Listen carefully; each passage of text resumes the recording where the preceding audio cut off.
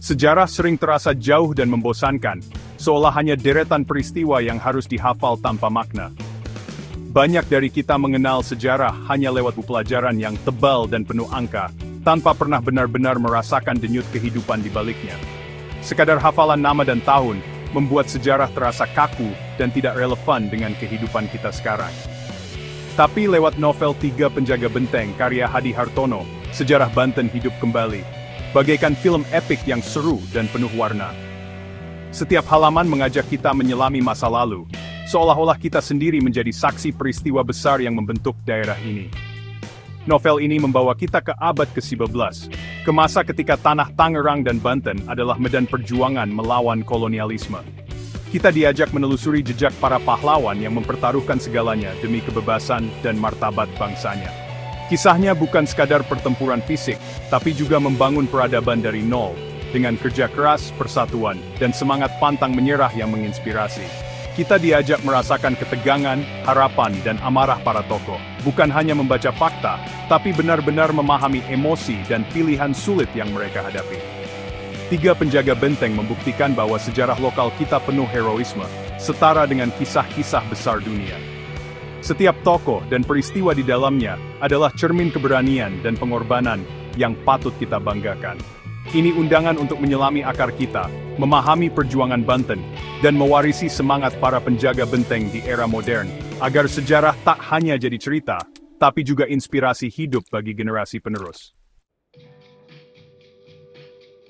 Kisah ini bermula dari mandat agung Sultan Ageng Tirtayasa, penguasa besar Banten, kepada tiga ksatria pilihannya, Arya Wangsakara, Arya Jaya Santika, dan Arya Maulana Yudanegara.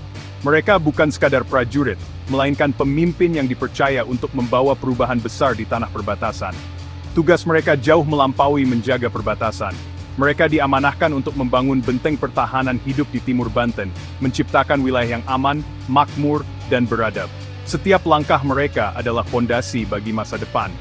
Arya Wangsakara memulai dengan membangun benteng spiritual di Lengkong. Ia menanamkan nilai keimanan dan pendidikan melalui pesantren, menjadikan agama sebagai pilar utama kehidupan masyarakat. Sementara itu, Arya Jaya Santika memastikan ketahanan pangan di Jayanti.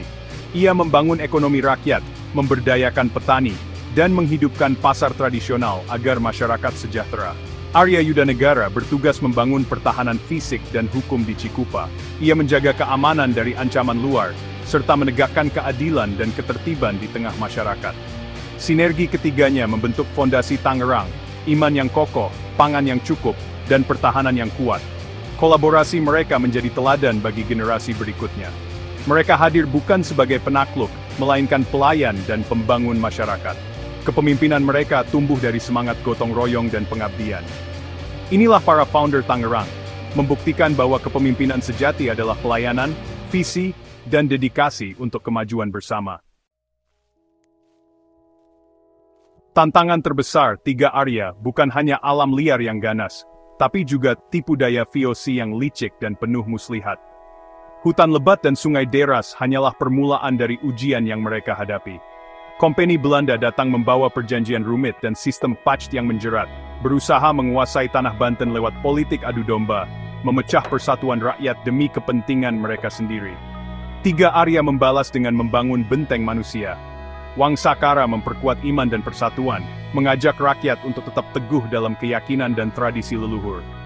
Jaya Santika membangun kemandirian ekonomi, menggerakkan pasar rakyat dan pertanian, sementara Yudanegara menegakkan hukum adat, menjaga keadilan dan tatanan hidup masyarakat.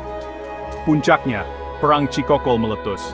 Rakyat Banten melawan VOC dengan semangat membara, keberanian luar biasa, meski kalah dalam persenjataan dan teknologi.